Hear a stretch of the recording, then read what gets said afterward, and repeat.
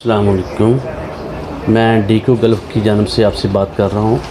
امید ہے آپ سب خیریت سے ہوں۔ میں گاہے بگاہے آپ سے یہ بات اس لیے کرتا رہتا ہوں کہ سعودی عرب کے لیے جس لوگوں نے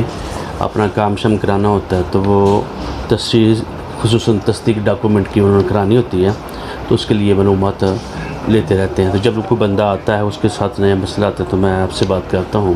تو ایک بھائی ہیں، تو انہوں نے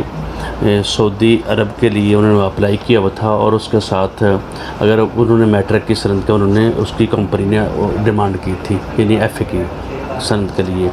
جو FA کی سند کو اس کو متعلقہ بورڈ سے پہلے تصدیق کرانا ہوتا ہے۔ متعلقہ بورڈ سے تصدیق کرانے کے بعد اس کے بعد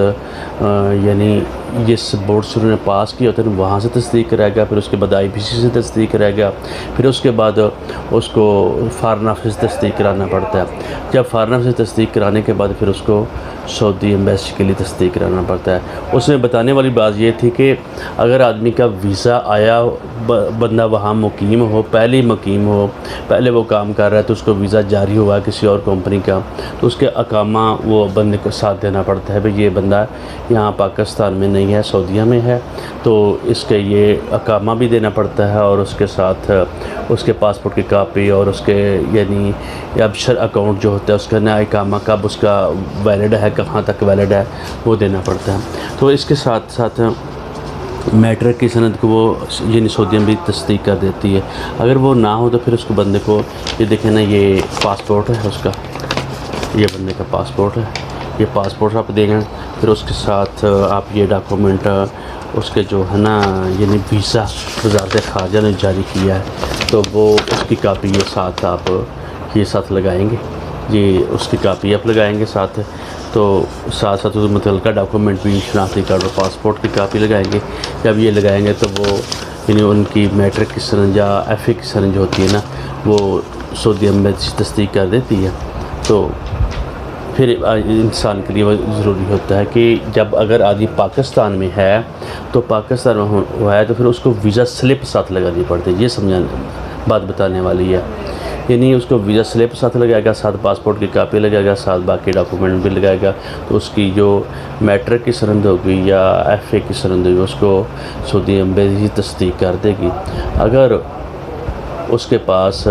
یہ وہ سعودیہ میں رہتا ہے تو پھر اس کو کیا کرنا پڑے گا، اس کو یہ کرنا پڑے گا کہ یہ مطلب ہے اس کا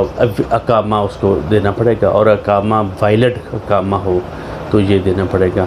تو یہ تھوڑی سی میرے ذہن میں بات آئی تھی، میں نے کہا یہ بات کر لوں، اور امید ہے آپ خوش و خرم ہوں گے۔ اگر ویڈیو پسند ہے تو اس چینل کو سبسکرائب بھی کریں، DQGULF جو ہے، اور یہ ہمارا پرانا ادارہ ہے لیکن ہم ویڈیو بہت کم ڈالتے ہیں، تو کوشش ہوتی جو بات درست اور صحیح کسی کام کی ہو وہ ڈال دیتے ہیں۔ اس کے ساتھ ساتھ میں نے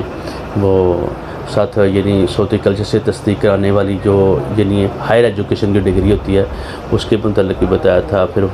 یعنی نکاح نامہ کی تصدیق کرانا ہے وہ بھی اس کی میں اپلوڈ کر دوں گا۔ اور اسی طریقے سے یعنی جو ڈیتھ کیس ہوتے ہیں، بعض اوقات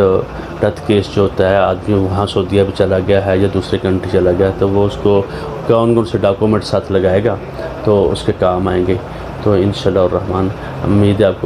آپ اس چیز سے استفادہ بھی کرتے رہیں گے، اور ہمیں بھی صحیح اور درست بات آپ کو ہم